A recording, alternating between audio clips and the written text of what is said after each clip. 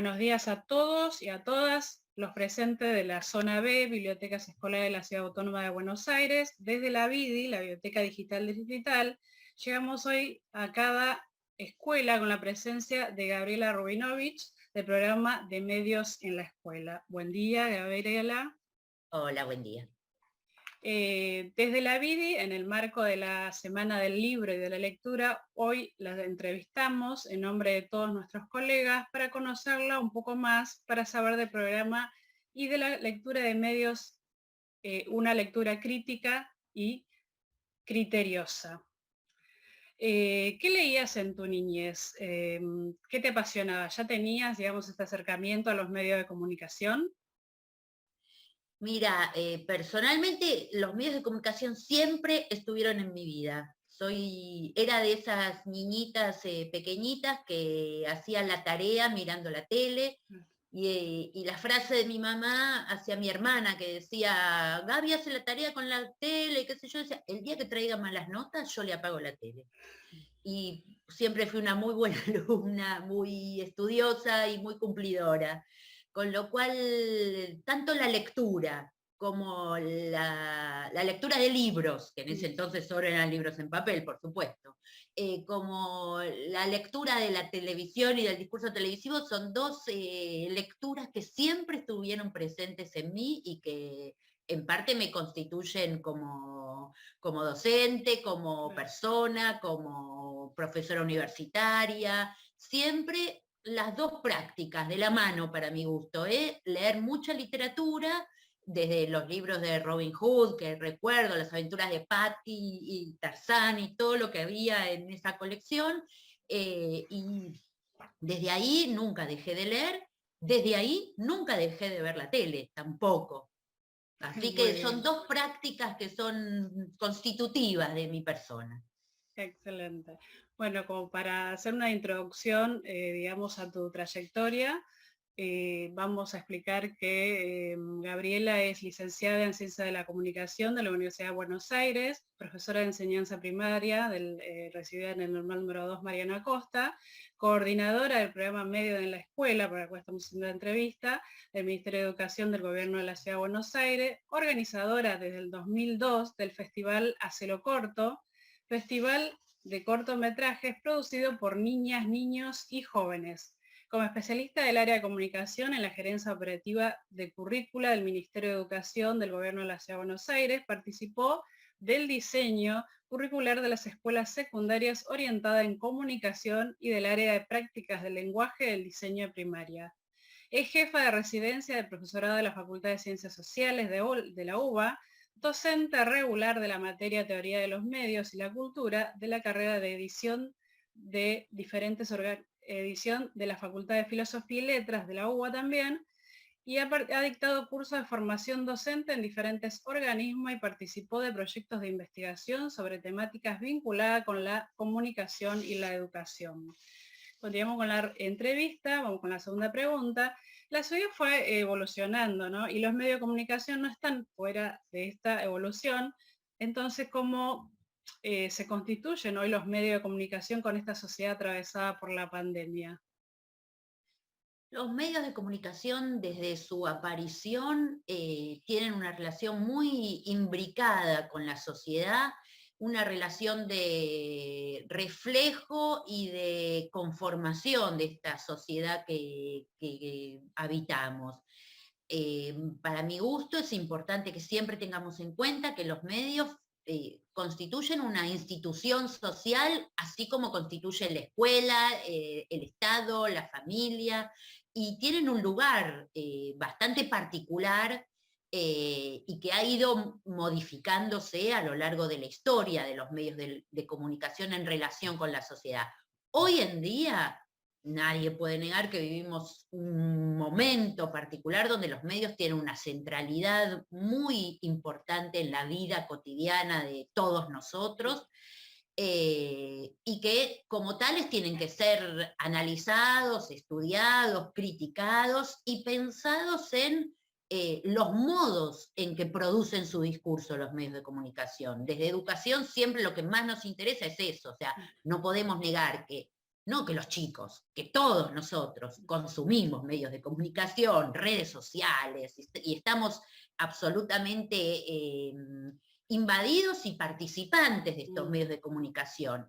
Ahora, como tal contexto en el cual nosotros nos movemos, y ahí nos incluyo a todos, hago este hincapié, no solo los chicos, sino nosotros como adultos también. Entonces, como formamos parte de ese ecosistema donde los medios están presentes en todas nuestras acciones y en todos nuestros modos de relacionarnos, creo que es importante que los analicemos, que pensemos cuáles son estos mensajes que nos transmiten, cuáles son las condiciones de producción, cómo está armado ese universo discursivo de los medios, que tiene sus estrategias de producción de discursos que son, por un lado, muy impactantes, muy llamativos, muy fáciles de consumirse, pero que también tienen sus marcas de producción, sus intereses particulares a la hora de producir determinado discurso y no otro,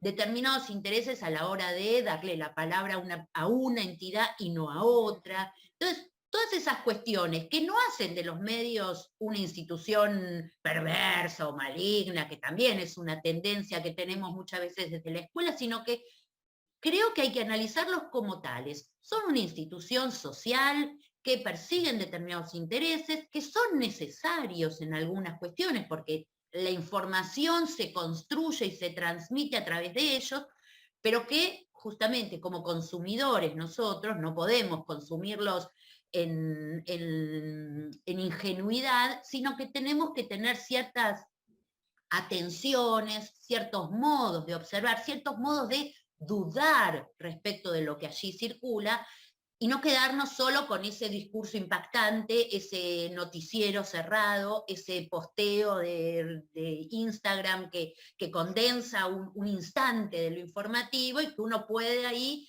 quedar entrampado en ciertas lógicas de producción o de información que no son correctas. Entonces, quiero decir, es parte del ecosistema que vivimos, que habitamos, que nos da muchos momentos de satisfacción, porque qué mejor que tirarse a ver la tele, que tirarse a navegar por las redes, o sea, uno no puede negarse a eso. Ahora, como sabemos que son instituciones que pertenecen a determinados sectores, que promueven determinados consumos, promueven determinados mensajes y valores, bueno, tenemos que estar atentos, tenemos que saber de dónde vienen y qué es lo que nos muestran, y no comprar, como uno diría, ingenuamente todo aquello que circula, ni odiar, ni tenerlos por fuera de nuestros intereses, ni ser devotos del discurso de los medios de comunicación, sino que hay que estar atentos a lo que por ahí transita, porque sabemos que forma parte de nuestra cotidianidad, de nuestros modos de pensar. Bueno, hay que pensar críticamente, hay que posicionarse, hay que poder pensar con el otro, hay veces, pero no hay que desestimarlos, no hay que dejarlos fuera, por ejemplo, de las aulas, no hay que restarles importancia, porque forman parte de esa red que nos tiene a nosotros, de esa trama que nos tiene a nosotros como docentes, a los chicos como estudiantes, a nuestras familias como habitantes del siglo XXI, ¿no? Entonces, es bien importante tener en claro que son instituciones sociales y cómo la sociedad se va relacionando con ellos en los distintos momentos históricos. Bien. ¿Cómo es leer criteriosamente a los medios de comunicación? ¿Podrías darnos algunos tips, por decirlo de alguna manera? Leer críticamente los medios para mí y para el programa Medios en la Escuela es fundamental. Dar herramientas para que desde las escuelas construyamos espacios para pensar y para acercarnos con los chicos a los medios de comunicación nos parece fundamental. Porque los medios en general nos atacan en el buen sentido, pero se refieren a nosotros en primera persona, nos quieren a nosotros como público cautivo. Y los pibes muchas veces hacen un consumo en soledad de esos medios de comunicación, o navegan las redes en soledad, y eso puede ser problemático. Entonces la escuela tiene que constituirse en ese espacio donde conversemos, donde pensemos, nos gusta esto, bien, frente a esto que nos gusta, ¿quién lo produce? ¿Qué valores transmite? ¿Cómo construye ese mensaje? O sea, cuando vos decís tips, cuando yo digo lectura crítica de medios, es favorecer que en la escuela los pibes puedan hablar sobre sus propios consumos culturales y puedan hablar para conocer un poco, quiero decir, un docente que retoma lo que a los chicos les gusta y plantea un trabajo de investigación, de deconstrucción, de, bien, nos gusta este youtuber, bien, bárbaro. ¿Cómo arma ese discurso el youtuber? ¿A qué público le está hablando? ¿Qué valores transmite este? ¿Qué discurso? ¿Qué imágenes construye? ¿Es cierto todo lo que dice este youtuber? ¿Sobre qué fuentes consulta este youtuber para decir todos tenemos que hacer tal cosa o a mí me gusta y eso se constituye en un modelo? Lo que el youtuber promueve como una práctica que es súper dinámica, piola, novedosa y demás, está a mi alcance. Tiene que ver con mis propias condiciones, con nuestras condiciones de vida, o sea, tiene que ver con nuestras necesidades. Bueno, los criterios de lectura crítica son eso, sembrar ciertas dudas en los pibes que les permita investigar, que les permita decir, no, esto no es para mí, esto me están vendiendo un buzón cuando yo necesito una carta. O sea, quiero decir, generar esa chispa de mirada que dude y que piense todo el tiempo si aquello que está recibiendo es realmente lo que le sirve, lo que necesita, si refleja algo de la cotidianeidad, cuando hablábamos siempre de los programas infantiles, ¿no? ¿Qué tipo de pibes aparecen en los programas infantiles que están en los canales de cable, por ejemplo, que los chicos de primer ciclo siempre consumen? Son pibes que se parecen a nosotros. ¿Por qué se parecen? ¿En qué se parecen? ¿En qué no se parecen? ¿Podemos tener eso como horizonte de deseo? Bueno, la escuela tiene que constituirse en ese espacio donde se puedan conversar con los pibes estas cosas, que si no los pibes están muy solos frente al discurso de los medios. Y que muchas veces el discurso de los medios puede ser el discurso del mercado. Y los pibes quedan muy desamparados frente al discurso del mercado, ¿no? Entonces, la escuela tiene que generar espacios de reflexión, de investigación, de entrevista a otros modelos de los que no aparecen habitualmente. O sea, ampliar el horizonte de la mirada de los chicos y que no lean los medios con frustración, porque nunca vamos a tener esa computadora maravillosa, nunca, pero tenemos otras cosas.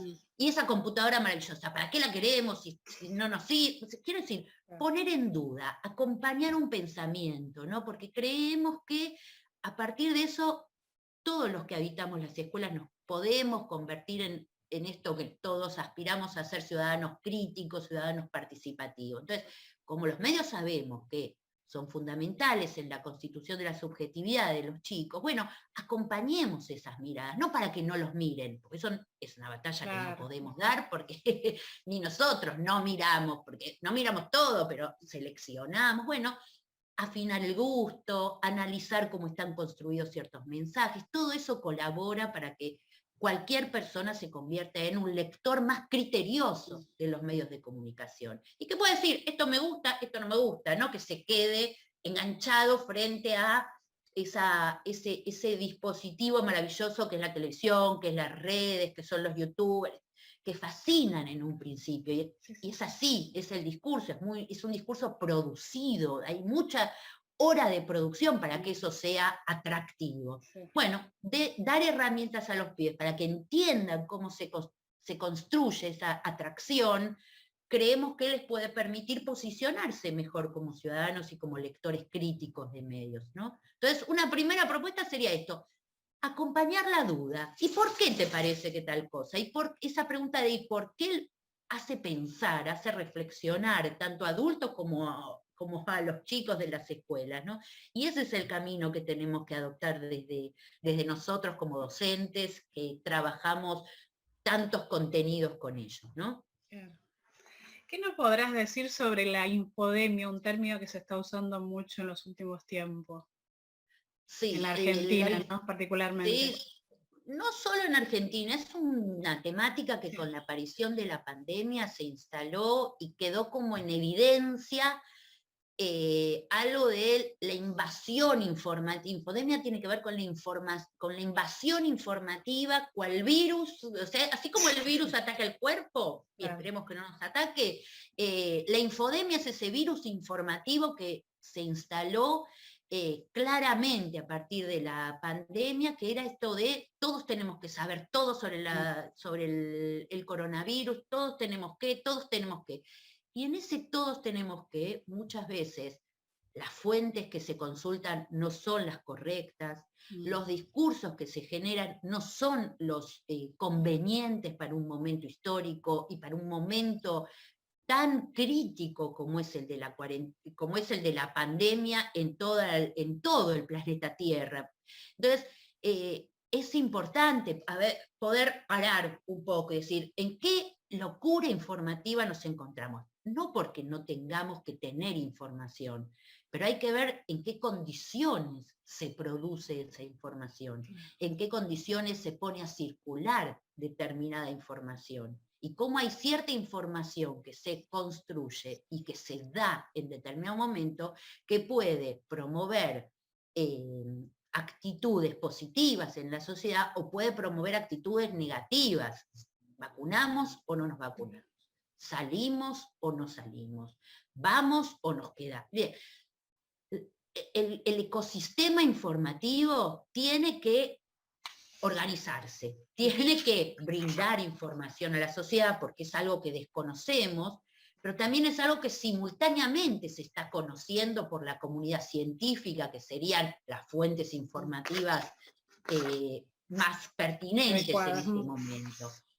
Las fuerzas gubernamentales, que son las que tienen que marcar políticas sanitarias, porque es una situación crítica de las que no tenemos registro los habitantes de este momento. Ya hubo otras pandemias, pero no existía ni el ecosistema mediático que existe hoy en día. O sea, cuando fue la fiebre amarilla, nadie sabía al instante qué estaba sucediendo en España. Sabíamos lo que pasaba acá, porque los tiempos eran otros. Ahora, entre el avance tecnológico, el avance de las redes sociales, todo es en simultáneo, y sabemos lo que pasa en Groenlandia y lo que nos pasa acá. Claro. ¿Cómo se tramita? ¿Cómo se vive con tanta información? Entonces, la infodemia nos invade y es momento de parar un poco, reconocer bien claramente cuáles son las fuentes a las cuales hay que creerles, hay que consultarles, hay que construir información a partir de esas fuentes.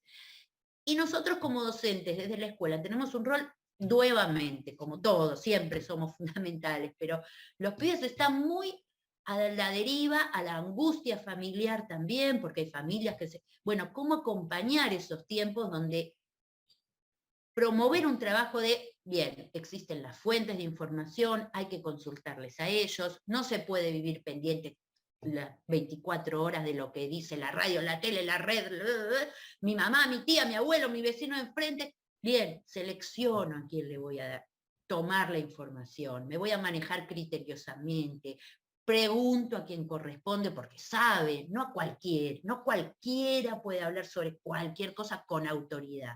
¿A quién le voy a infundir la autoridad? Entonces, infodemia fue como el semáforo que empezó en el 2021 y que sigue hasta hoy, porque seguimos ahí esperando, y también seguimos esperando una noticia esperanzadora, ¿no? Porque ahí también está el lugar de los medios, dar como cierta posibilidad de continuidad, ¿no? Entonces hay que ser muy, muy criteriosos en este momento, ni desinformados, porque no se puede estar fuera de la información en este momento, pero tampoco totalmente paranoico de la información, y sin poder discriminar realmente quiénes sí son fuentes de información criteriosas para todo lo que tenga que ver con el coronavirus, que esa misma gente que para ese tema es la fuente, para otros temas no lo son. Entonces, bueno, ¿cómo ir discriminando frente a determinados temas cuáles son las fuentes de información pertinentes para tener en cuenta? Claro.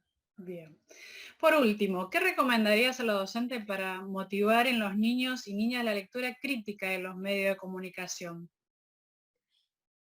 Tomarse tiempo, dar tiempo en el trabajo codo a codo con los chicos, la conversación sobre lo que los chicos consumen televisivamente, en las redes sociales, en sus pequeños modos de comunicación, y pensar con ellos cuáles son las condiciones que están privilegiando en ese modo de comunicación. Un programa de televisión, un youtuber que yo, un booktuber que yo. Bueno, analizar, tomarse el tiempo de sentarse con ellos, asumir que uno muchas veces no sabe más que ellos, porque ellos son súper conocedores de ese universo, pero darles, acompañarlos a mirar de otro modo aquello que ellos miran habitualmente. Porque si uno abre en el aula esa pregunta, instalar la pregunta, ¿y por qué te gusta? ¿Qué hay en eso para que a vos te guste? Y que tenga que confrontar por qué a vos te gusta y a mí no me gusta. Y los dos podemos argumentar. Acompañar esa mirada ya es un montón. Por supuesto que después hay conceptos, hay claves de lectura bueno, que también son sencillas y que pueden aprenderse tanto desde docentes como alumnos, pero ya con generar espacios de discusión, donde los pibes digan, a mí me gusta por tal cosa, a mí me gusta por tal otra. Bien, ¿nos gusta? No nos gusta. Y sentarse a pensar cómo está construido aquello que nos gusta, qué hay ahí para que nos guste, será a propósito, será casualidad. Bien, darles esa posibilidad de posicionarse como espectadores, analistas de aquello que ellos consumen, ya es un montón. Después se puede profundizar el trabajo, pero que los pibes sientan que hay un espacio para hablar sobre lo que nos gusta y entender por qué nos gusta, porque no es que nos gusta porque sí, nos gusta por algo. Hay algo en ese modo de construcción del discurso, hay algo del modelo que me gustaría participar y no participo, pertenecer y no pertenezco. Bueno, dar esas pistas de lectura siempre es bueno para que los pibes se hagan preguntas, porque lo que buscamos es que los pibes se hagan preguntas. Después no queremos que sean expertos en ciencias de la comunicación, queremos que se hagan preguntas, queremos que cuando ven algo que les llama mucho la atención se puedan preguntar, ¿y por qué me llama tanto la atención? ¿Qué hay ahí? ¿Qué construcción hay por detrás para que sea tan interesante, tan lindo, tan cómodo de observarse o de leerse? Que es lo que también pasa con la literatura, ¿no? ¿Qué estrategia, qué pudo poner este escritor que no puso este otro para que esto sea maravilloso? Bueno, generar la pregunta con los pibes yo creo que es lo fundamental para que podamos iniciar un camino de lectura crítica y de formar ciudadanos más críticos y más participativos, ¿no? Bien. Sinceramente fue un placer compartir este tiempo con vos. Te damos las gracias por este momento, por ser parte de la VIDI, y tengamos presente que leer abre mundos, leer es tu derecho. Bien. Gracias a ustedes, Gracias. chicos.